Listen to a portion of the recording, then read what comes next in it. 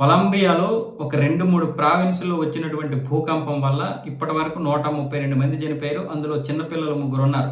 ఇప్పుడు వచ్చినటువంటి నివేదిక ప్రకారం ఇంకెంతమంది చనిపోయారో తెలియదు. 600 మందికి పైగానే గాయపడ్డారు.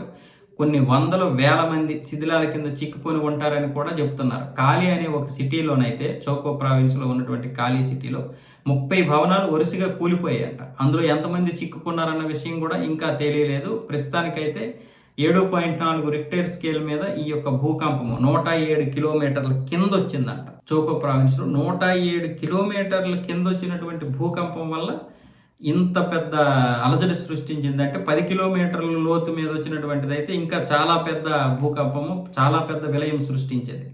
వినాశకాలే విపరీత బుద్ధి, మానవులందరికీ ఇది హెచ్చరిక.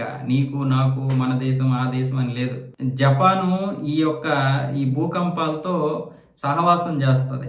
అంటే మనకి చిరపుంజి ఎలాగా ప్రతిరోజు వర్షం పడుతుందో అంటే గ్యాప్ ఇవ్వదు. అక్కడ చిరపుంజిలో మీకు వర్షం అనేది 24 గంటలు 365 రోజులు పడుతూనే ఉంటుంది. ఆ విధంగానే ఇక్కడ భూకంపాలు వస్తూనే ఉంటాయి జపాన్లో. అది ప్రకృతి సహజం. ఇక్కడ ప్రకృతి కోపం మిగతా ప్రాంతాల్లో. కాబట్టి మనం ఏ విధంగా ఉంటున్నాము?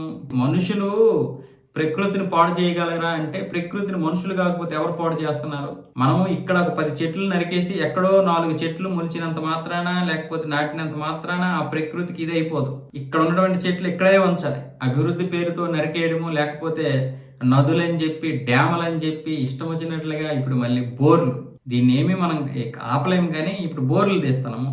మన దేశంలో 200 అడుగులకి ఒక బోరు తీయాలి.